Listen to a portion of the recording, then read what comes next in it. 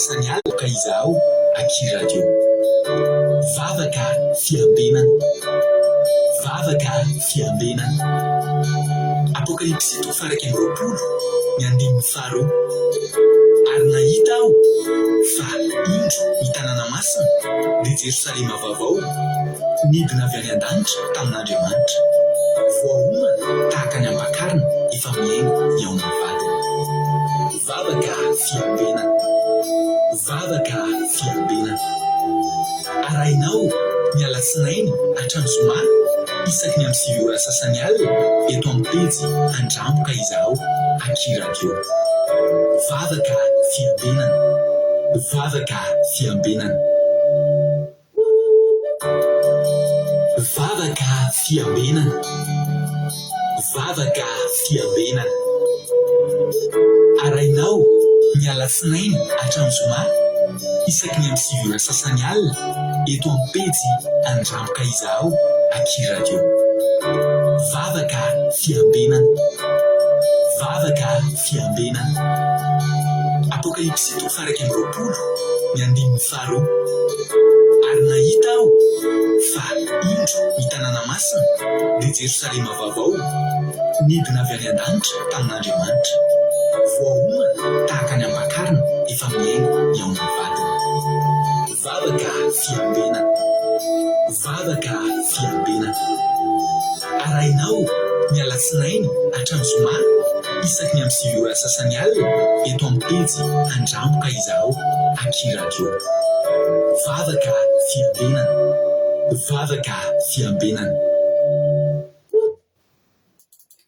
Alléluia. Amin'ny fifaliana lehibe indray raha sinamba malala ny ao amintsika amin'izao fotoana izao dia faly indray ny tenako miano aminao eto androany dia manonona ihany koa ny fiadanan'ny tompo ho amintsika tsirairay avy isatokantrano isy mbatan'olona izay tratrantsy eto ato anatin'izao fandarintsika vavaka fiambenana zao dia misaotra anao mifidy miaraka aminay indray amin'ity androany ity ary manasa anao hatratra amin'ny farany ary mampaly anao koa miteny manao hoe tsika sendrasendra mihitsy koa no natongavanao eto fa tena misy raha ila amin'ny tompo anao. Io dia araroty ny fotoana afahantsika meno no tenin'Andriamanitra. Halleluia. Mino an'ny zavatra aloha androantsika hivavaka metraka amin'ny fotoana ampirantan'Andriamanitra dia avy eo tsika hiverina eto ihany hanonona ny tsodrano, hifampiaraba ary hiroso amin'ny fandarana ny toy ny fandarana. Nareo mpandrosotsika aloha rahantsika Jonathan hitorantsika anaty vavaka fanombohana. Jonathan, anao ny fitenenana. Mankasitraka pasteur name fitenenana dia hiaraka hivavaka ary tsika mihetraka ny fotoana eo am-pirantanan'Andriamanitra. Tompo malala tsara indrindra aho, mbola velom-pisaorana anao Jesosy ny fonay mbola misaotra anao Jesosy satria dia mbola tonga indray izao fiaranay mivavaka zao ahafahanay mandre ny teninao Jesosy dia misaotra anao Jesosy mametraka an'izao fotoana izao eo am-pirantananao Jesosy mba tena hoe anatrika eto Jesosy ny fanatrehanao ary ny teny rehetra izay ho toriny eto Jesosy dia tena hiapakana anatin'ny fonay tsirairay avy any dia tena hoe hoainao anay Jesosy fahasalamana ho an'ny nofonay ny teny rehetra izay ho zarany eto dia ao ny mpanomponao izay hitondra an'izany ten'Andriamanitra izany Jesosy dia ianao mihitsy anie Jesosy ny anao hiteny ambavan'izy ireo ho fitaovana fotsiny ihany Jesosy ny mpanomponao hizaran'izany teny izany fa ianao mihitsy ny hiteny Jesosy androany dia ny asany dia folo rehetra Jesosy mety hanakatsakana ny fotoam-bavaka eto Jesosy dia ilay vonona amin'ny anaranao tsy hanan-kely tsy hanam-pahefana mahavariana anay mety hoe mitondra torimaso mitondra fahafaram-biaranana rehetra Jesosy dia tsy hanan-kely eto izany fa didina amin'ny anaranao dia tena hoe hanatrika eto any ianao Jesosy hanatrika any amin'ny tokantrano tsirairay avy any ianao Jesosy malala amin'izao alina mangina izao dia misaotra anao Jesosy ny voninahitra dia averinay ho anao foana Jesosy malala tsara indrindra satria mendrika anao zany. Alleluia. Amen. Alleluia. Mankasitraka indrindra anao raha Jonathan tanatin'izay vavaka fanombohana mamy nentinao izay Jesosy amaly fity dia mitombozy tsy asy fahasoavana hatrany hatrany. Zao notsodranotsika amin'ny obolana toko fahatelo 520 sy 520 no vakitsika amin'ity androany ity. Halleluia. Obolana toko fahatelo 520 sy 520 aminaran'i Jesosy mivaky toy izao: aza manano tahotra avy tampoka na ny rivo-doza mamely na ny rivo-doza mamelony ratsy fanahy raha avy zany fa Jehova no tokonao ka iambina ny tongotra ao tsy ho voafandrika. Amen. Na dia mahazo ny ratsy fanahy zany rivo-doza zany zany tahotra avy tampoka zany dia ianao aza manahy fa aoka atoky an'i Jehova ianao fa izy no tokonao ka iambina ny tongotrao tsy ho voafandrika, dia tsisy ho voafandrika ny antsika na dia iray aza fa ho tahian'Andriamanitra. Tahian Jesosy isika rehetrarehetra. Tahiany tompo Ranavava Hortensine, Kadaka Malala, Sesena, France, Ingondina Rodriguez, Arabie Saoudite. Tahiany Jesosy Rosemina, France, Erika Rack, France, Andonia Suzel, Suisse, Elana Mernena, France, Tongasoa, Tozy Jesosy mandrakizay Allemagne, Itody Noeline, France, Yama Koweït, Lovlitina, France, Tongasoa, Soameva, France, Miliara André Malala, Allemagne, Angèle Pagès, France, Razanaso Sylvie, Koweït, Soameva, France, Elisa Tiala, Madagascar, Bersava, Koweït, Marie-Angela, Dubaï, Elisa Tiala, efa dineko teo, Cotanella, Belgique, Rentrée Marie Charline, Madagascar, Jesosy Mpandresy, Madagascar, Marie-Joë, États-Unis, Noélie Vantou, France, Sira Mbolamela, France, Asina Apostole, Madagascar. Tahiany Jesosy Mampionona, France, Marina Tiana, Canada. Tahiany Jesosy tsika rehetrarehetra.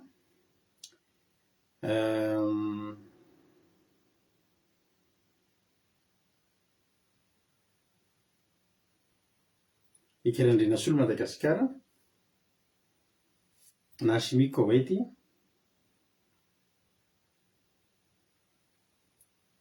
Andonia Suzel, Suisse. Tongasoa, tahiany tompo daholo tsika rehetrarehetra dia mahita hatramin'ny farany ary. Alleluia. Inona ary no zavatra azontsika hanomezam-boninahitra n'Andriamanitra hijerontsika fahavolombelona amin'ity androany ity. Misy ve ny zavatra azonao hijorona fahavolombelona amin'ity androany ity? Alleluia. Za androany nisy fotoana tsy maintsy hofonjenay za sy ny zanako vavy matoa androany. Fa tena somary nikorotana kely ilay programa tamin'ny voahainga. Amin'ny valo sasany rendez-vous fa tena amin'ny valo sasany mahery 2 minitra izay tonga tsy tara loatra. Alleluia. Dia na dia teo aza ny sakatsakana sy ny sakatsakana eny an-dalana zany embouteillage sy ny sisa tsisy ny savany embouteillage. Vao miala avy aty lavitra aty izay dia efa hita amin'ny GPS zany hoe tena embouteillage be ao aloha ao. Fa sady mivavaka ianao manenjika satria important be izay efa rendez-vous zay tsy azo rahatena mihitsy. Fa raha ny tena marina dia tokony apetraka fotsiny izy dia lasa mandeha tsisy parking raha toerana sarotra parking be koa.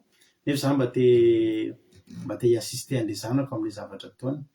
Voninahitra n'Andriamanitra fa ny sava ny lalana tonga zao mahatsara nahita parking tsy niodikodina taiza teo dia nahita parking ary tonga dia parking gratuit no sady tonga dia tonga izay 8h31 zay tonga 31 tonga tena hoe hitako hoe fitahian'Andriamanitra mihitsy zany natratran'izany fa programa zany androany dia izany nitsotroka olombelona resorako an'Andriamanitra. Anjaranao zao, inona ny azonao ambara androany, inona ny azonao lazaina. Navidy Tsomakrina, Koweït,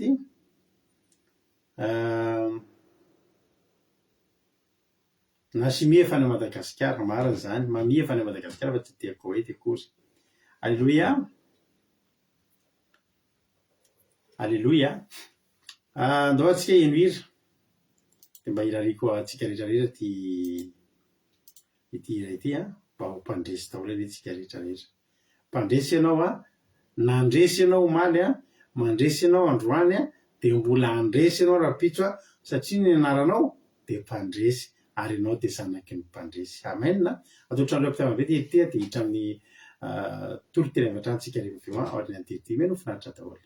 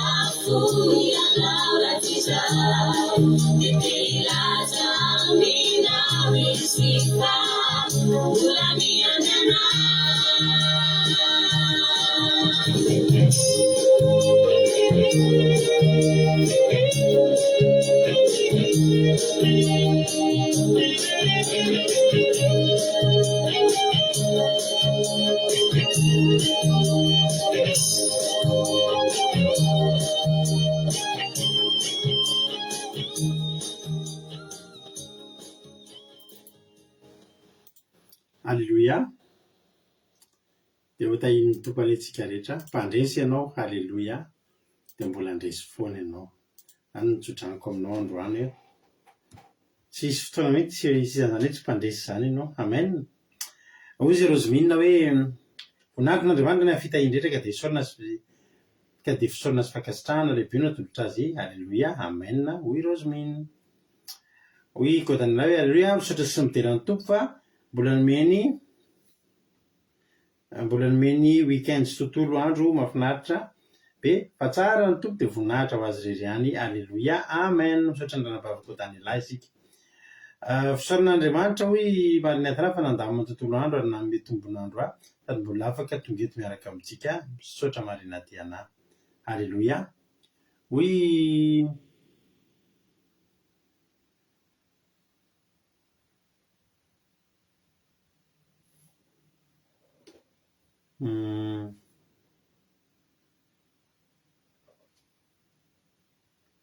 ny tontolo androko androany tojo dia saorako an' Jesosy fa nilamina tontolo androko sady navita zavatra be dia be.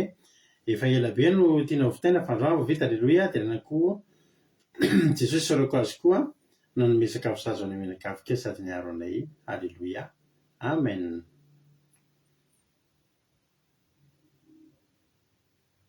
Halleloia. Zay aloha no voalaiko ato. Zay ihany no voalaiko ato. Misaotra an'Andriamanitra ary zay aloha no voavahiko eto dia misaotra antsika rehetrarehetra ary. Andao isika to diditra avy hatrany amin'ny tenin'Andriamanitra izay hoe tandremavatsika makirinina. Raha izao raha dia rehefa vita ny toriteny dia velona eto an-teraka mamelabelatra izany tenin'Andriamanitra izany. Iny Jesosy ary ranabavy makirinina to dia menanao ny fitenenana. Halleloia. Makirinina anao ny fitenenana. Alleluia, mankasitraka pastera manome fitenenana dia tahin Jesosy antsika rehetra dia manona fiadanany tompo amintsika tsirairay avy dia tahin Jesosy koa pastera mianakavy. Resiko fahasoavana lehibe ho ary avako mitondra tenin'Andriamanitra amintsika androany. Alleluia. Ny tenin'Andriamanitra hitantsika dia ao amin'ny Genesisa toko faha 5:20 andininy voalohany ka hatramin'ny 2:20. Genesisa toko faha 5:20 andininy voalohany ka hatramin'ny 2:20. Vakiteny amin'ny anaran'i Jesosy. Ary Abrahama nampakabady indray, Ketura no anarany, dia niteraka any Zimra sy Joskana sy Medana ary Midiana sy Jisbaka ary Soaha tamin'ny Abrahama izy. Ary Joksama niteraka any Seba sy Dedana. Ary ny zanaky ny Dedana dia Asoriama sy Letosiama ary Leomiama. Ary ny zanakalahin'ny Mediana dia Efaha sy Efara sy Hanoka sy Abida ary Edaha. Ireo rehetra ireo no zanaky Ketura. Dia natolotra Abrahama any Isaka izay rehetra nananany. Fa ny zanakin'ireo vady tsy mindrano hafa izay nananany Abrahama dia samy notolorany avoka nampandehany dia mbola velona izy. Hiala amin'ny Isaka zanany, hiantsinanana ho any amin'ny tany antsinanana. Ary ny andro niainan'i Abrahama dia 570 amin'ny 100 taona. Dia niala Abrahama ka maty. Rehefa fotsy volo tsara sady lahanitra ela niainana. Dia voahangona any amin'ny razany izy. Ary nalevi ny Isaka sy Ismaela zanany izy tao amin'ny zohy Makopela, tao amin'ny sahany Efroma, zanaky Zohara Etita, izay tandrifin'ny Marmely. Dia ilay saha izay novidiany Abrahama tamin'ny taranakiny Heta, tao no nandevenana Abrahama sy Sara vadiny. Ary rehefa maty Abrahama dia notahin'Andriamanitra Isaka zanany, ary Isaka dia nonina teo amin'ny bera lahiroy. Amen. Dia izay ry havako ny tenin'Andriamanitra hoentiko amintsika androany.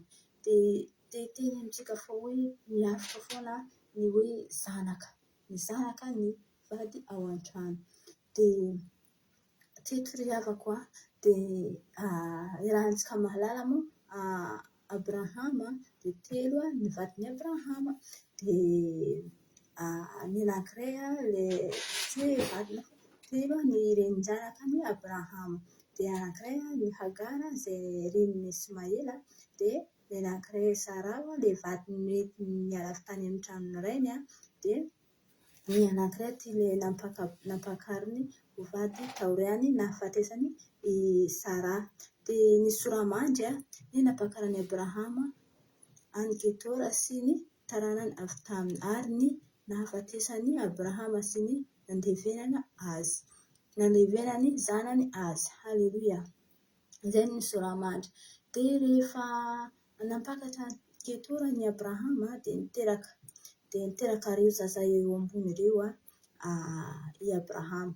Dia rehefa niteraka an'ireo izy dia tsy tiany Abrahama haningilina ny Isaka izy ireo dia nomeny Abrahama anjara azy daholo ireo zaza ireo ka nampandehaniny, satria tsy tiany Abrahama haningilina Isaka eo amin'ny fitoerany izy, satria zanaka ny tsy mindrano izy ireo, zanaka vady tsy mindrano izy ireo fa tsy vady tao an-trano. Dia ary Isaka koa zaza nitoetra tao an-tranon'ny rainy foana izy, mandraka izy lehibe ary zanaka ny fanekena Isaka. Dia izay riaviko ny Isaka. Dia rehefa nitoloran'ny Abrahama ny anjaran'ireo olona ireo dia nandeha tany, rehefa nandeha izy ireo nandeha tany ny antsinana, dia nitoetra tany ireo olona ireo dia nanao fiainana tany dia ny niveloman'izy ireo dia ny anjara kely avy teo tamin'ny Abrahama foana no nananan'izy ireo dia izany no niveloman'izy ireo tany amin'izy rehetra nalehanjareo tany. Fa ny Isaka kosa riavako dia nahazo anjara koa izy tao amin'ny Abrahama, dia iny no nivelomany. Dia nivelona tamin'iny ohatra hoe lany ireny zavatra nomeny Abrahama azy ireny raha tsy nitahin'i Jehova dia mety hoe tapitra hatreo izany ny tantaran'ny Isaka na tantaran'ny Abrahama. Fa nefa kosa dia amin'ny farany rehefa maty ny Abrahama dia dia notahian'Andriamanitra riavako ny Isaka, satria nahoana? Satria zaza nitoetra tao an-trano, zanaka vady tao an-trano, zanaka Sara izay zanaka ny fanekena zany Isaka, satria mino an'Andriamanitra, zanaka ny mino an'Andriamanitra izy dia notahian'Andriamanitra.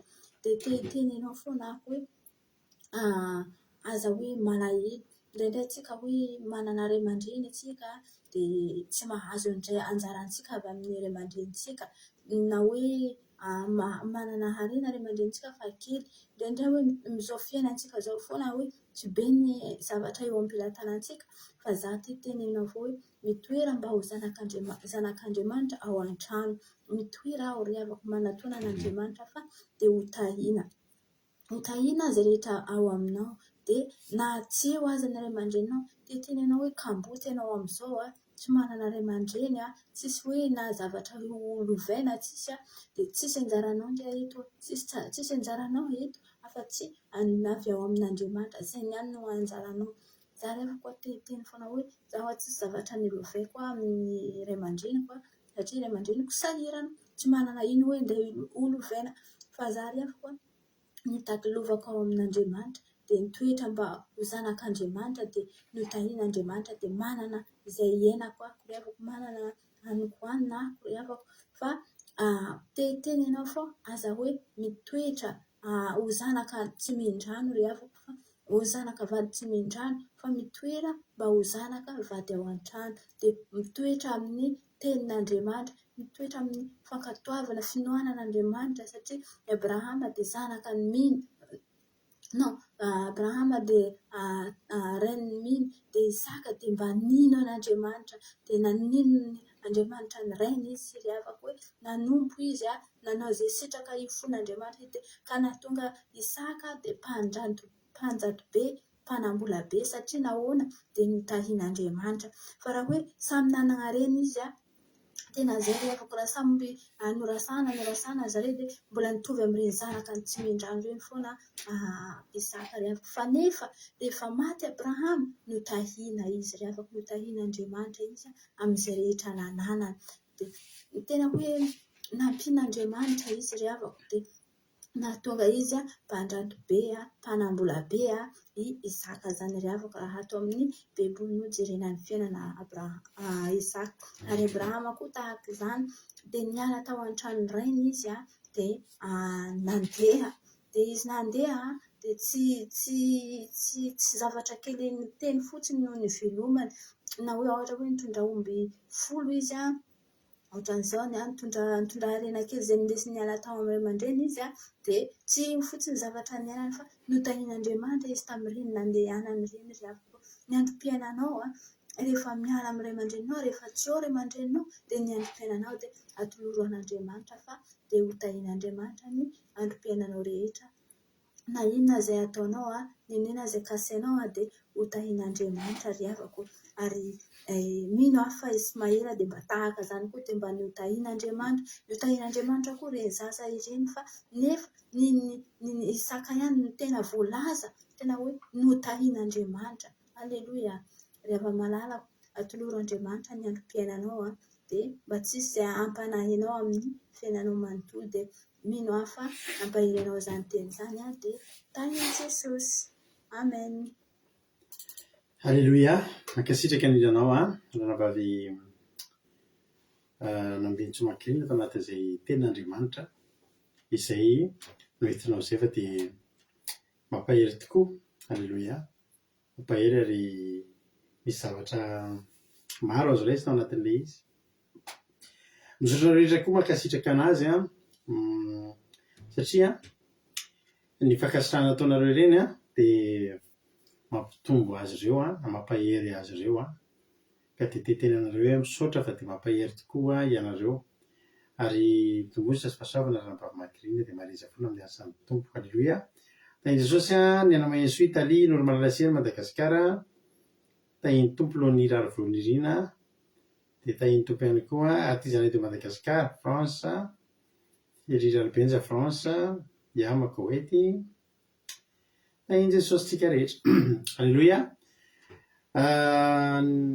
Genesis toko 5:20 ny Solomonina dia nanambadiany Abrahama ny ketora sy ny taranany avy taminy, ary nahafatesany Abrahama sy ny fandevenany zanany azy. Ny voalohany lesona ngezabe azo jerena anatiny ity dia izao: tsy nijanona na dia maty aza Sara, dia tsy nijanona ny fiainany Abrahama.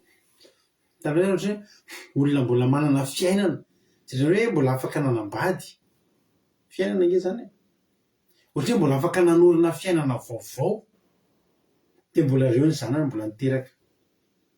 Firy nisan'ny zanany? Zimran, Joksan, Medan, Midian, Jisbak, Soa, reo zanany mbola niteraka enina. Normalina koa raha hiteraka enina, satria hoana moa ny hatateraka an'ilay hoe aranataranaka taka ny fasikiana an-dranomasina raha ohatra ka nijanona tamin'ny Isaka sy Ismaela ihany angambany. Fa ny zavatra tena ngezabe azoko tsoahana anatin'ity dia izao: ny ahitana fa olona tena voatahy Abrahama, dia na dia niaraka ny ainga teo azy izy Sara, samy raray tsodrano samy nahazo teny fikasana, fa nitsahatra ny Sara, fa mbola miavaka foana ny olona tahian'Andriamanitra. I Abrahama nge le tena fitahiana, i Abrahama nge le olona tena nitenen'Andriamanitra hoe tahiko ianao sy ny taranako. Janona ny fiainana Sara, i Abrahama mbola nanana fiainana nitohy vaovao. Misy fotoana miara-miainga izy mivady, miara-miainga amina projet anankiray, amina tanjona anankiray, amina dingana hotratrarina anankiray, dia ny fananany zanaka sy ny fatogavan'ny taranak'izy ireo taka ny fasikiana amin'ny ranomasina. Fa tao anatin'ireo nisy anankiray ny meme, rehefa niteny ny anjely hoe hiteraka ianao dia ny meme. Izany zany teteny aminao manao hoe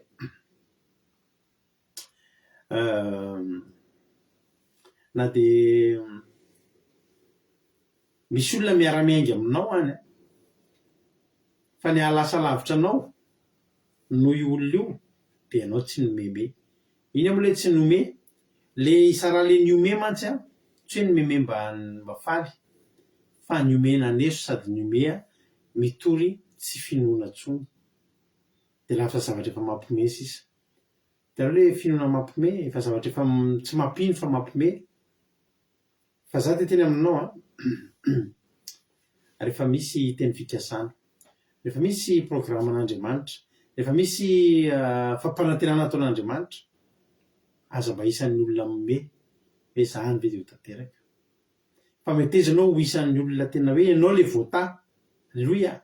Misy olona miaraka eny dia volazan'ny ten'Andriamanitra ny amin'ny filazantsara any fa hoe misy olona roa miara-matory ny iray ampiakarina, ny iray hijanona. Misy vehivavy roa miara-mitoto vary, ny iray hajanona, ny iray ampiakarina. Dia toy izany misy roa lahy miasa ny an-trano, ny iray tafajanona, ny iray ampiakarina. raha mitoy matoky an'Andriamanitra ianao. Firy ny olona miara-mandray teny fikasana aminao. Misy amin'ireny nome, misy amin'ireny tsy mino, misy amin'ireny mino fa nisahatra amin'ny finoana, fa ianao mandrosoa foana ianao. Fa ny olona anankiray tsy miome amin'ny teny fikasana fa mino mandray an'izany ny am-po, miainana izany, dia tsy maintsy ho lasa lavitra noho ny hafa foana. Dia mbola mitoy ny fiainana, mbola nambady an-ketory izy, fahazavana ny dikan'izany, fitarian-dalana ny dikan'izany, mbola izy fahazavana fa vao miposaka amin'ilay tao amin'ny fiainana, dia nanambady an-ketory izy. Dia hitanao ohatry ny fiainana vaovao mihitsy, ohatry ny hoe fiainana vaovao ny tomboka mihitsy, mbola niteraka henana. Lesona faharoa. Any amin'ny andininy fahadimy dia izao ny soratra voalaza ny teny soratra masina amin'ny Genesis 5:20 andininy fahadimy manao hoe dia natolotra Abrahama ny Isaka izay rehetra nananany. Fa ny zanak'ireo avadin-drany hafa dia nananany izay nananany Abrahama samy mitolorany avy ka nampandehaniny dia mbola velona izy hiala amin'ny Isaka zanany hiatsinanana any amin'ny tany atsinanana. Misy zanaka be dia be amin'izay zany i Abrahama. Fa reny notolorana, nomena varitsinjo. Nomena varitsinjo dia nasiana nandeha. Fa ny Isaka ny any Abrahama rehetra dia natolono anazy. Mpandova. Isaka rehetra zany ny mpandova. Lesona faharoa dia izao, mbola hafa koa zany zanaky ny teny fikasana zany ry havako malala. Aleloia. Isaka dia zanaky ny teny fikasana. Ary Isaka dia teny fikasana mandehandeha. Dia mbola hafa ihany. Aleloia. Mbola hafa zany zanaky ny teny fikasana zany ry havana malala. Isaka dia nitahina mihoatra n'ireo zanaky Abrahama rehetrarehetra. Maro ny tao fa tena mbola niavaka Isaka. Satria manino? Isaka ny zanaky ny teny fikasana. Isaka ilay tena natolotr'Andriamanitra mihitsy hoe ity. Aleloia. Misy olona miavaka zany ao anatin'ny maro. Aleloia. Ary jerinareo tsara fa rehefa mandeha ny tantara dia voalazan'ny ten'Andriamanitra fa Isaka io izy no nitahina indrindra. Tsy no le harena nomeny Abrahama anazy ihany fa tena fitahina mihitsy izy. Hitanareo ry havana, ny zaza ateraky ny teny fikasana dia tahina ho azy amin'izao fotsiny. Dia mifandrombaka mihitsy ny olona manisy soa azy. Dia io fitahina io manantona anazy fotsiny io. Nanantona ny Isaka. Tonga dia ny rahalahiny rehetrarehetra, ny demi-frère rehetrarehetra sy ny demi-sœur ihany koa nahazo ny anjarana fotsiny dia lasa. Fa ny zava-rehetra nijanona tamin'ny Isaka. Ary nataony Abrahama izay nanalaviran'ireo zanany tamin'ny vadin-tsindrano any Isaka. Mba ninona? Mba tsy hisy anelingelina ny fitahiana Isaka. Mba tsy hisy ady ny fitahiana Isaka. Amen. Zany no mahatonga antsika hisisika isan'andro mba ho zanaky ny teny fikasana. Zao fa tongavanao eto izao ny fivavahana ataontsika, ny fitandremantsika ny didin'Andriamanitra, ny fianarantsika tenin'Andriamanitra, fandehanantsika araka ny sitrapony dia fisisihana ho isan'ny zanaky ny teny fikasana. Zany rehetrarehetra. Zareo tsara fa rehefa nandeha Isaka dia vakitsika ny Genesis 5:20. Genesis 5:20 lavalava andiny voalohany ka hatrany amin'ny faharoa amby roapolo. Aleluia. Io vakiko aminao hoe ny nivahinianan'i Isaka tany Gerara. Aleluia. Aty aminay aty misy tanàna hoe Gerara io. Andeha hivahiny zany izy. Zao hoe ten'Andriamanitra amin'ny aran'Jesosy andiny voalohany ary nisy mosary ilay teo amin'ny tany afa-tsy ilay mosary voalohany fony fahavelin'ny Abrahama. Io zany ny mosary faharoa nisy teto an-tany. Ary Isaka dia nakany amin'ny Abimeleka mpanjakan'ny Filistina tamin'ny Gerara. Andiny vaharoana Jehovah nisy taminy ka ny hoe aza midina any Egypta ianao mitoera amin'ny tany izay holazaiko aminao. Mivahiny eto amin'ity tany ity ianao dia ombanao sy tahanao fa ianao sy ny taranakao no omeko ireo tany rehetra ireo. Ka hotoviko ny fianianana izay nataoko tamin'ny Abrahama rainao. Dia hamaro ny taranakao ho taka ny kitany amin'ny lanitra omeko ny taranakao ireo tany rehetra reo amin'ny ary amin'ny taranakao no hitahina ny firenena rehetra ambonin'ny tany satria efa nihaino feoko Abrahama ka nitandra izay asaiko ny tandrema dia nitidiko sy ny teniko ary ny lalako.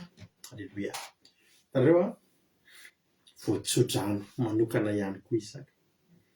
Araka ny teniko taminay zanaky ny teny fikasana dia mbola nomena ihany koa tsodrano sy teny fikasana. Hoy izy ny ten'Andriamanitra hoe mivahiny eto. Aleloia. Fa za hitanao. Andiny fahinana Isaka dia nitoetra tany Gerara. Ary laha tompo-tany tamin'ny vadiny hoe ary izy anabaviko izy fa nataotra izy hoe ilaza hoe vadiko izy fandrao hoy izy hamono ahy iny lehilahy tompo-tany no Rebeka satria tsara tarehy izy. Jerareo fa Isaka ihany koa dia anisan'ny nanana vady tsara tarehy indrindra tato amin'ny Baiboly. Zany Rebeka zany Rebeka amin'izao fa raha nisy ny fifaninanana misy tamin'izany fotoana dia lany misy izy moa i Rebeka. Zany ohatra hoe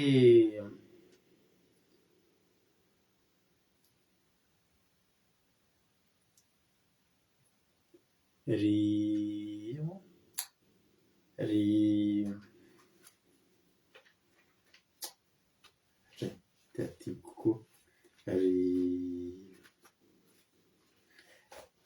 Estera reny mety première dauphine reny.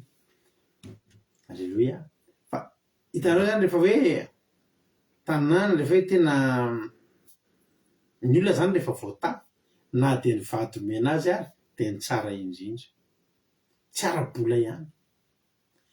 Zany mahatonga antsika mitsodrano ny zanantsika. Aleloia.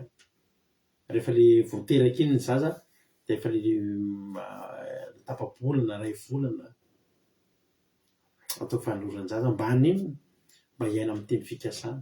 Fa zany zaza miara-mandeha amin'ny teny fikasana zany, miaina teny fikasana zany rehefa dia tahina zay rehetra ataony tahina fotsiny. Efa nisy mosary fa izy tarihan'Andriamanitra ary mandeha. Azo makany Egypta hozy izy ny ten'Andriamanitra satria maninona tany Egypta? Any Egypta koa misy mosary fa mitoery eto. Aleloia. Amen. Any amin'ny tanin'ny Filistina. Dia rehefa nivahiny tany izy dia nandaina izy aza fanabavy ny Rebeka satria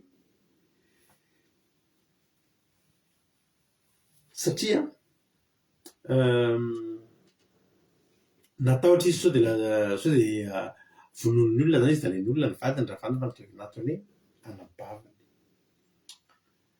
Fa saingy izao andiny vavalo rehefa tonga nitoetra ela teo izy dia nisika teo am-baravarakely Abimeleka mpanjaka ny Filistina ka nahita fa indro Isaka nisangy tamin'ny Rebeka vadiny. Nisangy izy fotoana nampianatra tokantrano dia niteny tamin'ny olona tamin'ny hoe ny vady isika mieritreritra rehefa mivady mivavaka dia tonga dia matotra be tsy manao tsy aloha dia ohatra zay dadan'ny soaman'ny namako izay aniversera dia mba nomen'ilay mamany bisou ilay dadany dia ohatry zazakely nga zazakely manao bisou. Ny olona mifankatia mpivady tena tokony hisangy. Rehefa manambady dia mba sangio ny vadinao fa tena sanginy. Ary Abimeleka dia niantso Isaka hoe fa hita misy fa vadinao izy ka nahoana no nilazanao hoe anabavy dia iny ajanontsika eo iny ajanontsika eo amin'iny fa tsy dia tena iny ny resaka rehefa mampianatra tokantrano tsika resantsika ihany iny ajanontsika eo resaka vady. Fa any amin'ny 120 dia namaly dia namafy tamin'izany tany zany Isaka ka nahazo 100 hely. Ny olona tamin'izany rehefa mamafy dia mahazo 10 heny raha be indrindra 20 heny dia atao ke 30 farafabetsany. Fa ny an'i Isaka ry havana 100 heny. Raha mamafy zany izy ray gony dia mahazo izy 100 gony. Aleloia. Izao rehefa havana ny zavatra tena mahavariana le tany io tany io ihany ny ambolen'ny mponina Gerara. Raha misy zezika tamin'izany dia ny zezika tao Gerara ihany no nampiasaina. Ny masom-boly tao Gerara ihany no nampiasaina. Ny fahaizana mamboly mety tsy ambakan'ny Isaka sy ny mpanompony ny olona tao Gerara samy mahay. Fa tena ozy ao antsanao hoe hafa ihany zany olona miara-mandeha amin'ny teny fikasana na nytoa teny jinjazato eny izy satria ninona satria efa notahiny Jehovah izy efa voata. Alleloia. Efa voata ny olona voata zany zany a vao mamafy zany de mijija be. Alleloia. Ary nanankarena lelaka nandroso sy ny tomba ambarapahatongany ho mpanjato be indrindra. Raha mpanjato be indrindra tamin'izany a de azo considérena ohatrany hoe miliardera amin'izao andro tsika zao zany. Fa miliardera zany Isaka zany a de anisan'ny olona tena nanankarena tato anatin'ny Baiboly. De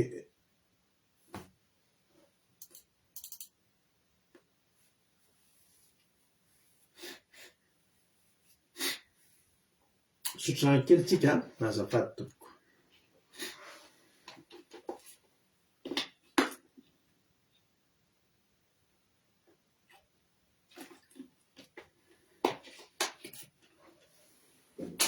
Alléluia.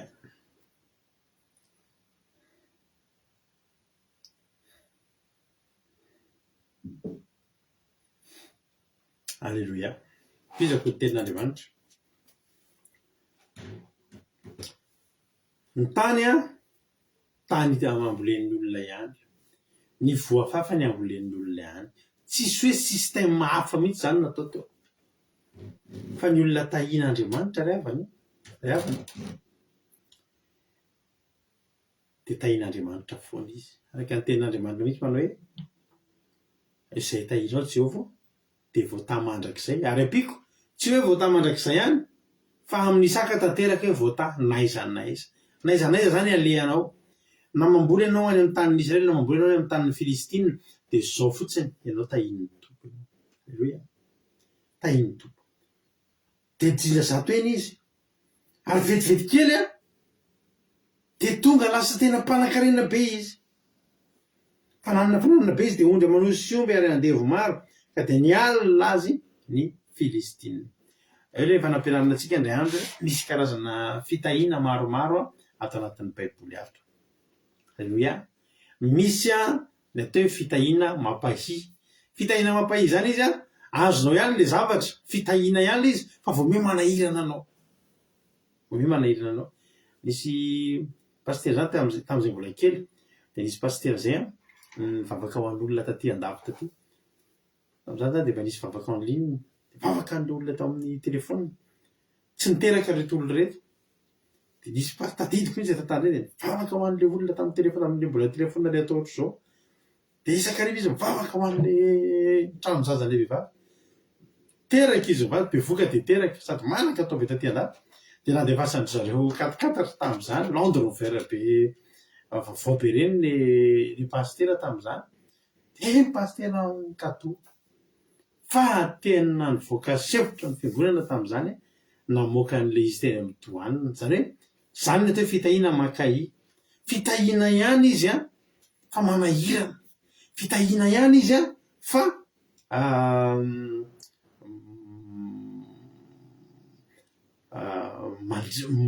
mandreraka zany. Alleluia. De zay ny fitahiana voalohany. Zany hoe zavatra azonao ihany fa mampahi manahirana. De ao indray a misy indray a ny fitahiana mahi. Ao ny mampahi a de misy indray fitahiana mahi. Zany hoe tena tokony hoe zavatra tena ngeza, tokony hoe zavatra azo nefany a pokaty be fotsiny izy tsisy ninona tsy ohatrany hoe tsisy ninona koa keto amin'izy fa mipopoka be fotsiny. Misy ny fitahiana mampialina de io any Isaka io atao hoe fitahiana mampialina ry havana. Fitahiana mampialina satria no le fananany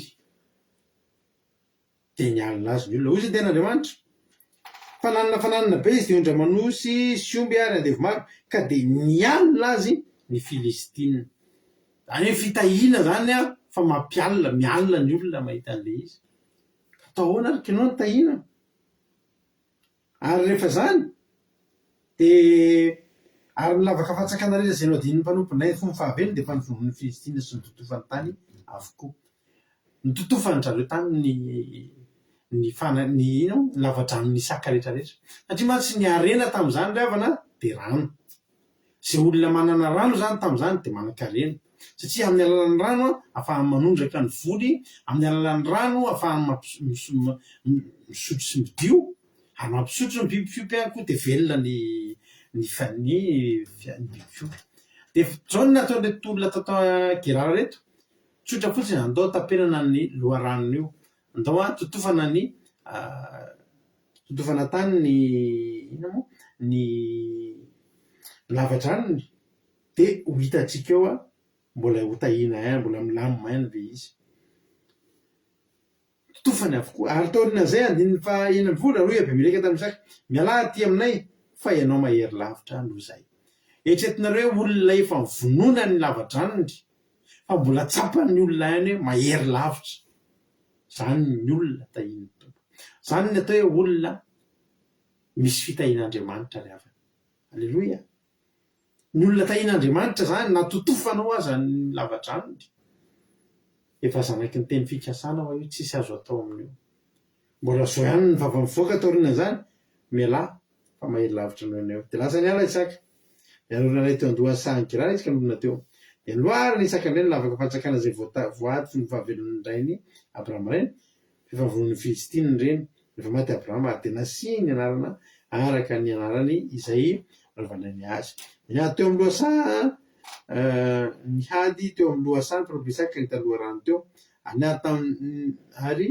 niady tamin'ny mpiandry ombony Isaka ny mpiandry omby tao Gerara ka hoe anainy rano ananany lavaka pitsana de nataony Isaka hoe Eseka le Eseka de hoe fifandirana satria mifandira taminy izy ireo de niady lavaka fatsakana hafa koa izy de niady indray io ary ny anarana atao hoe Sitina de firenana teo izy ka niady lavaka fatsakana hafa koa fa io kosa tsy maniadiny ko anarana de nataony hoe Rehobota ndikany Rehobota de toerana malalaka amianao toerana malalaka ny Andriamanitra itoranao Rehobota ny Andriamanitra mitia aorian'ity toriteny ty ndray ravana malala de nataony hoe Rehobota ho izy efa nomeny Jehovah toerana malalaka isika ankehitriny de hiamaro amin'ny tany alleloia totofana akivina atao zay akivy roandro fa zao ry amana zany rehetrarehetra zany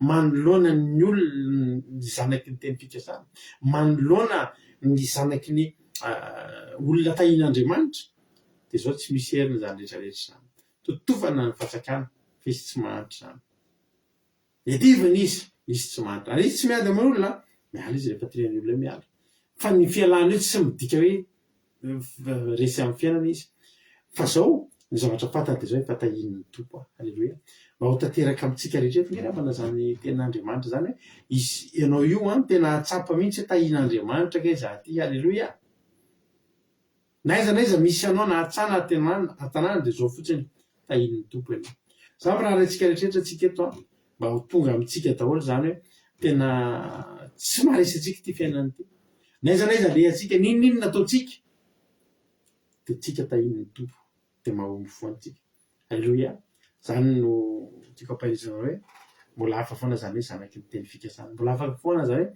zanaky ny mpanompon'Andriamanitra ianao raha hitsindro raha tianao ny zanako sy ny vadinao indrindra ny zanako zany ny taranakao de zao atao hivavaka itsika fa itsika mivavaka io tsy tsika rery ny tahiny fa hatramin'ny zanatsika rehetra ho tahin'Andriamanitra daholo ho tahin'ny tompony tsika rehetrarehetra mino fa valinareo ny hafatra mialatsiny aloha fa tsy de mbola afaka manao fandarana ela loatra noho ny zavatra voavy mivoaka tanaty tsy fahasalamana ka tapitra ny toritentsika toy eo fizarana fahatsapana santsika alleloia misaotra nareo hatrena hatramin'ny farany inona ny azonareo ambara inona ny azonareo tenenina anjaranareo zao no miantso raha misy izara-pahatsapana de mena fitenenana izany olona izany rehefa ianao ny tahin'ny tompo zany tsisy azo atao aminao atao zay tonga no ho isan'ny olona zanaky ny teny fikasana alleloia fa tsy misy azo atao aminao tsy azo ampahoriny ianao tsy azo ampahoriny ianao tsy azo enjehana ianao tsy azo atao no mifaninana aminao ary tsy azo potehana ianao fa arakaraky ny anam-potehananao vome mandroso ny fiainanao alleloia de tahin'ny tompo ary tsika rehetrarehetra izy ary zao manaraka ao fa notontobe ny appelnareo dia tsy haiko izany mety ho tafiditra.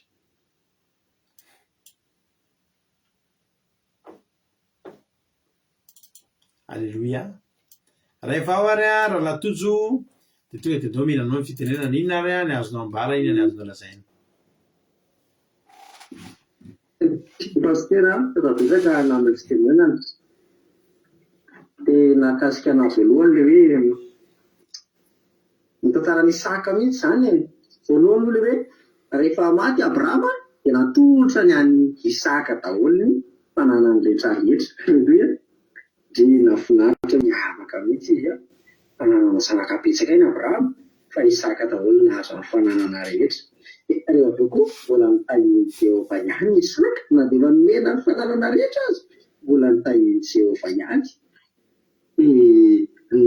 Any mitovy ihany namafazana fa izy rehefa izy ny namafy tonga dia avy zato ely. Nahakasika izany tena nakasika ana fahaefatra le hoe izana ny totofana azy, totofana ny rano nefa rano tena zavatra ilaina be mihitsy tamin'izany ho an'ny biby sy ny sotrona sy azahoana sakafo sy rehetrarehetra inaovana lasopy fa dia tsy nampahatra anazy na totofana ara lavazany dia izy koa moa nandefitra teo dia tady hafandray dia nitahiny Jehovah dia tajato be ihany efa rany. Alleluia. Tena nahafinaritra nanana fananana be ihany izy na dia izany aza nataony olona anazy satria miavaka ny olona mandeha miaraka amin'ny teny fikasana. Amen. Alleluia. Alleluia be mankasitraka indrindra raha latojo anazy izay fizarana fahatsapana mambe izay dia Andriamanitra manakeo fahasoavana maro fitianareo anao dia mitombositra sy fahasoavana hatrany hatrany foana mahiriza foanafoana amin'ny asan'ny tompo raha latojo toatra isika bitra olona hafa manaraka indray. Alleluia. Misy olona hafa efa-paketo koa mizara fahatsapana izany olona izany dia ampandrosotsika ilay izy amin'ity androany ity. Alleluia. Ndao rehefa ao ary marina tiana mihinanao ny fitenenana iny azonao ambara iny azonao lazaina. Tahitoko pastera makasitraka na ny fitenenana ny tena namarika anazy izany dia hoe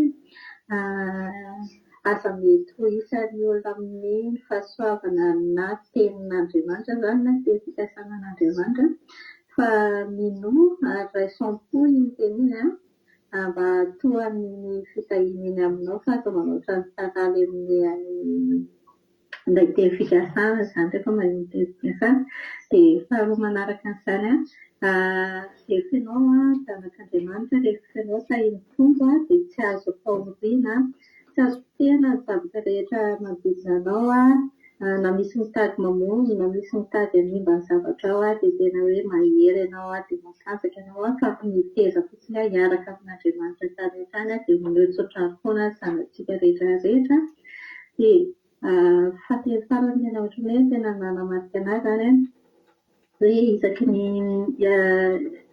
rehefa voatava ny anankiray dia tena hoe mitombo be mihitsy ny vokatra ataony paraporo amin'ny olona hafa isaky ny mamokatra ohatran'ny Isaka dia tena hoe mamokatra zato aveny ny olona rehetra rehetra ny vadiny tsara tarehy dia tena mamirapiritra daholo misy fahasoavan'Andriamanitra manodidina azy dia mankasitraka anareo mianadahy mampeny storytelen'Andriamanitra izy tao. Alleluia. Mankasitraka indrindra ranabavy marina tiana tao anatin'izany fizarana fahatsapana mambe izay nentinao izay dia Jesosy ny maro fitianao dia mitombositra sy fahasoavana hatrany hatrany dia mahiriza foanafoana amin'ny asan'ny tompo marina tiana.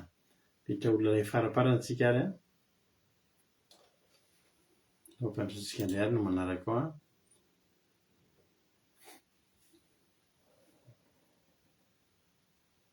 aloha.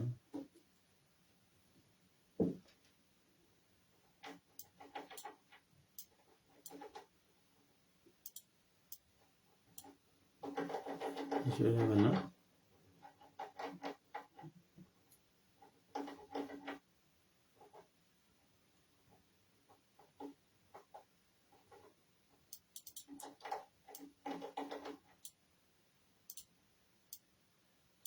Mbara metsika fitenenana indray ary raha navavy Sinarda, inona ny azonao mbara, inona ny azonao lazaina anao fitenenana? Mankasitrika pasitera nanome fitenenana mankasitrika anareo mianadako amin'ny toriteny ny zavatra masoko androany voalohany amin'ny zavatra nitenen'ny Iravavy Makrininy dia na dia mety tsy manana lova eto ambony tany mety ohatra ny hoe kamboty eto ambony tany fa Andriamanitra tsy maambela atsika kamboty fa atsika manana lova fofony amin'Andriamanitra amin'ny fiainana mandrakizay. Anjarantenako hoe rehefa hoe zanaka fikasana na aiza na aiza toerana itoerany ary miavaka amin'ny mafo izy na enjehina ohatra ny ahoana dia tsy mahasakana izy fa tahiny tompo foana dia mankasitrika dia teny Jesosy.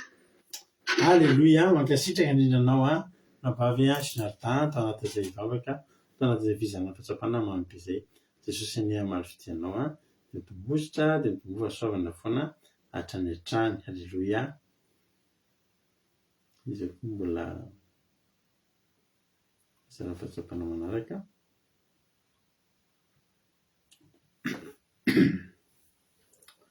Izay daholo ny fizarana fahatsapana.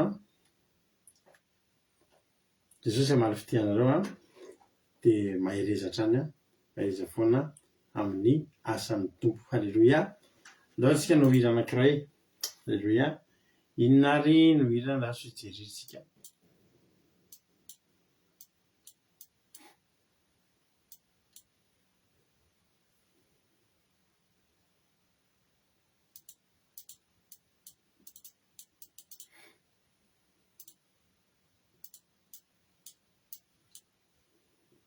Azo izay tena mampanitsy zavatra misy hira izay tadiavina nefa misy zavatra kely.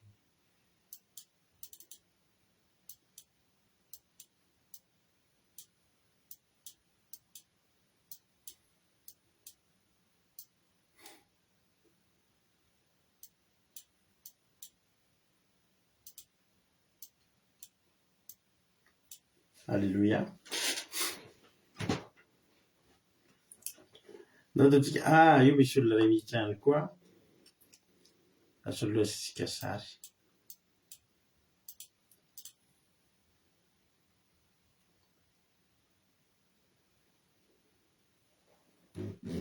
Sika sary aloha. Raha efa ao ary raha nambavitsika Ingilina Rodriguez dia andao ometsika azy avy hatrany ny fitenenana haingonirina. Inona ary no azonao ambara anao ny fitenenana? Mankasitraka pasitera nanome fitenenana ny fahakely tato. Mankasitraka mitamianary mialatata amin'ny tenandriamanitra mampahery be. Ny zavatra nakasika be dia hoe i Abrahama sy Sara niaraka ny aina dia samy antsofina tsodrano iray nomena izy mivady dia teny fikasana iray fa neny Sara niraisiny tamin'ny finoezana moa neny Abrahama niraisiny tamin'ny finoana dia neny Sara mijanona zany tamin'izy ilay maty eo fa neny Abrahama ilay izy niraisiny tamin'ny finoana dia nitony fiainan'ny Abrahama. Dia ny faharoa ilay hoe izao ataontsika izao zany dia fisisihana mba ho isan'ny zanaky ny teny fikasana. Dia ny fahatelo farany ilay hoe ny olona rehefa voata dia tsy ilay hoe voata fotsiny mandrakizay fa tena hoe tahiana ihany koa na aiza na aiza misy azy. Tahaka ny saka izao dia ilay hoe mizahana ny tontokana lavadrano loharano fa tsy ny izy koa tsy miady fa rehefa androany izy dia miady. Dia tsy azo ampahoriana dia tsy azo pihana sady tsy azo atononina tsy azo enjehana. Dia izay no tena nakasika be na pasitera mankasitraka indrindra tahiny Jesosy. Amen. Alleluia. Mankasitraka indrindra anao navavy Ingilina Rodriguez tao anatin'izay vavaka tao anatin'izay fizarana fahatsapana mamy be izay dia Jesosy ny amalifidianao zay angamba no zavatra fahatsapana dia andao ary tsika ho hira anankiray. Alleloia. Misaotra betsaka indrinareo izay nizara fahatsapana dia Jesosy any amaly fitenareo dia mitombositra fahasoavana hatrany mambe foana ny fizarana fahatsapana izay ataonareo dia antsika no hira. Alleloia.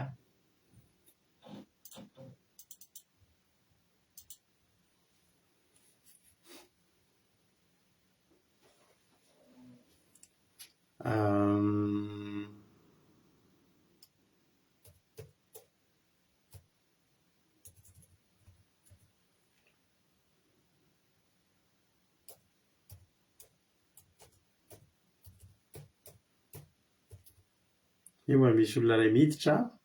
Alleloia. Ndao tsika ary mipiditra olona iray manaraka. Aso aloha ary tsy nasary aloha fa rehefa misy sary dia velantsika miteny izy.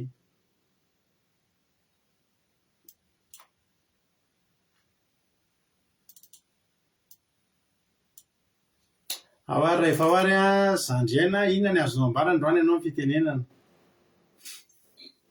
Alleluia. Tain'i Jesosy pasitera dia tain'i Jesosy sika rehetra rehetra mankasitraka ny ara-menadaby toriteny mampidemanta hery dia mihitsy ny zavatra nakasikana androany dia mampahery daholo ny toritena ara-menadaby fa ilay hoe mandray teny fikasana na samy mandray teny fikasana raha misy olana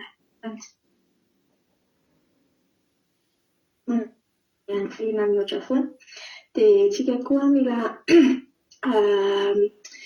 rehefa zanaky ny teny fikasantsika rehefa miezaka manaraka ny didin'Andriamanitra, miezaka misisika amin'izao fandarana izao dia tena hoe misisika ho zanaky ny teny fikasana dia rehefa zanaky ny teny fikasantsika dia tena hoe tahina mihoatra lavitra noho ny hafa ary tsy tahina fotsiny ihany koa tsika fa hifandrombahana ny manisy soantsika dia tena hoe mahakasika be anazy izay dia tahin'i Jesosy daholo tsika rehetra rehetra. Mahereza pasitera. Alleluia. Mankasitraka indrindra Zandriana anatin'izay fizarana fahatsapana mambe izay dia Jesosy any amaly fitianao dia mitombositra sy fahasoavana hatrany hatrany. Mahereza foana amin'ny asan'ny tompo. Alleluia. Dao tsika no anty raha ity Alleluia. Atserivantsika manokana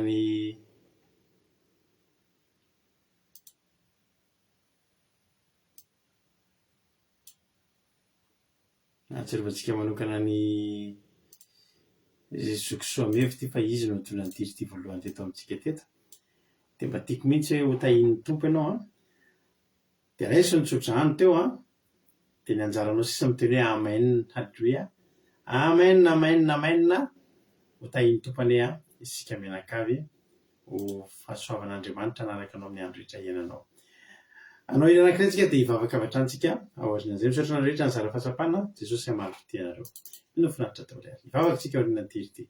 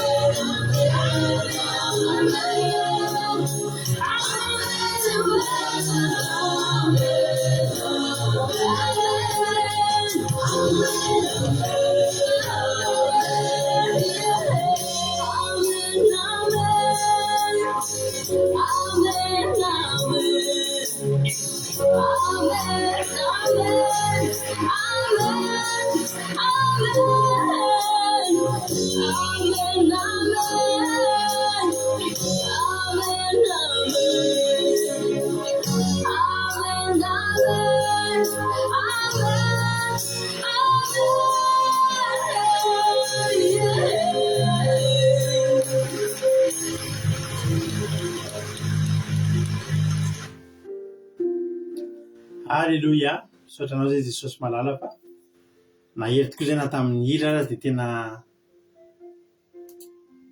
zany tokoa no mampahery anay hoe zay tahinao tokoa dia voatany mandrakizay ka naiza naiza misy anay ninino nataonay naiza naiza le anay dia zao ny ao an-tsainay a zay dia olona tahin'Andriamanitra, zay dia takany Isaka, zay koa dia mba zanaky ny teny fikasana. Alleluia, ny amin'ny Jesosy Kristy zanakao Andriamanitra ao.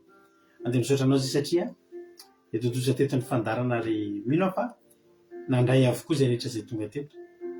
Nitezana afavy Jesosy a dia mba ilao ny fananao masina hanondraka izany ty anatin'ny fonay izay tanina nyriny zany vo zany ka mba hamoa avy zato eny arivo tsy manam-patapelina le ho fiainana mandrakizay boboky ety anatinay. Misaotra Jesosy malalo niderany aja ny saotra sy mivoninahitra manao hatramin'izay dia mandrakizay misaotra ny afatanterahany fotoana fa zava-dehibe ho aneny na totoza fandarina teto androany manao aneny saotra niderany voninahitra mandrakizay a. Halleluia, amen. Avanosika na babisika Suzel amin'izao fotoana izao hivavaka ho an'ny firenena. Suzel, anao ny fitenenana. Makasitraka pasterana ny fitenenana dia mbola hiaraka hivavaka sika. Misaotranao izay Andriamanitra ny tsara indrindra. Makasitraka Jesosy ka ateraka soamatsara teto indray Jesosy ny vavaka fiambenana androany. Misaotra betsaka Jesosy fa tsy tapaka ny connexionnao ny tahinao Jesosy a ny fotoam-bavaka rehetra androany dia tanteraka soamatsara Jesosy malalo. mankasitraka anao izany amin'izany teninao izany Jesosy malalo, satria tena mahatonga anay hijoro tokoa izany teninao izany androany Jesosy malalo, satria tena mahatonga anay hiezaka Jesosy, tena ho tonga zanaka ny teny fikasanao tokoa Jesosy malalo, satria raha tena tonga zanaka ny fikasanao izay Jesosy malalo dia tena ho voatay izay Jesosy malala, ary tsy izay irery ihany no voatay fa hatramin'ny taranaka faramandrina dia tena ho tahinao Jehovandriamanitra. Jesosy malalo, tanteraho amin'ny tsirairay avy izay tonga teto izany teninao izany Jesosy malalo, mba tena hoe hamoa zato arivo eny tsy manam-pataperana ny anatin'ny fony tsirairay avy izay nihaino izany teny izany Jesosy malalo, dia mba tena hoe ho tonga, tena ho voatay tokoa izay Jesosy malalo, tena ho tahinao mandrakizay izay Jesosy malalo, araka ny tenao izay voatay dia ho tahina mandrakizay. Aleloia.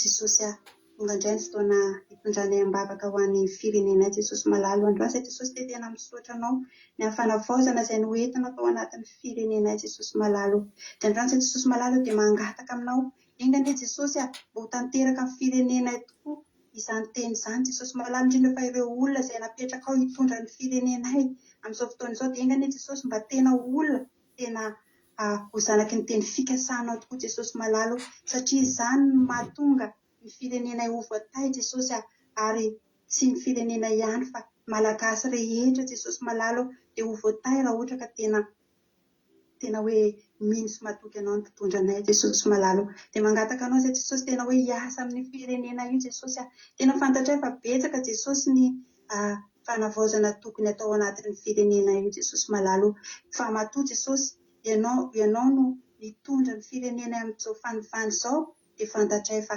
aneo zava-mahagaga amin'ny firenena io ianao Jesosy, dia tanterao amin'ny firenena izany teny fikasanao izany, aokany Jesosy mba tena hoe hitondra fanavaozana tokoa ho an'ny malagasy izao fiovana izao Jesosy, mba tena hoe hitondra fiarenana ny fiainan'ny malagasy Jesosy malalo, ary indrindra fa mba tena hahatonga sainan'ny malagasy tsirairay avy, mba tena hitady ianao sy fikitra sy tena hoe hiverina aminao Jesosy malalo, mba hahatonga ny fitahiana hirotsaka amin'ny malagasy tsirairay avy Jesosy, mba tonga ny Madagasikara androzy Jesosy malalo, dia mametraka ny malagasy tsirairay avy eo am-pelantananao, izay mametraka ny Madagasikaranay eo am-pelantananao izay Jesosy, misaotra Jesosy ny amin'ny zavatra rehetra, misaotra ny amin'izay rehetra nataonao Jesosy.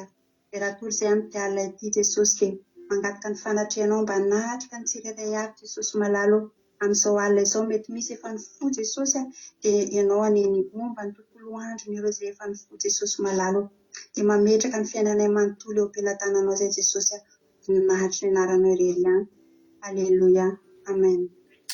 Aleloia. Mankasitraka indrindra anao nova viso izay tanatin'izay vavaka mampienentinao na marana ny fotoana tsy vavaka ny firenena izay, dia Jesosy any amaly fitianao dia mitombosa sy fahasoavana trano mba izy foana amin'ny asan'ny tompo. Misaotra ny lalahy Jonathan tamin'ny vavaka fanombohana, dia misaotra betsaka ny mandrarambavy tamin'ny toriteny, misaotra nareo rehetra izay nizara fahatsapana ihany koa tsy adino, ary dia misaotra nareo rehetra tonga niaraka tamin'ny teto androany, dia Jesosy amaly fitianareo dia mitombo fahasoavana hatrany hatrany. Raha mbola tsy tonga ny amin'ny ralàna Jesosy ka tahiny tompo velana soamantsaritsika, dia raha-pitso indraitsika dia efa eo neto amin'ny sivy ora sasany. Ary mandrapatonga izany anao afaka mihaino ny onjam-peo akiradio point radio1 akiradio.com, misy toetsentsaka inatin'ny telo, amin'ray amin'ny efatra ny fito amin'ny folo maraina, amin'ray amin'ny efatra ny fito amin'ny folo alina, dia misy hira evangelika ihany koa afaka nala fahanginana anao. Samy tahiny tompo, mahireza daholo.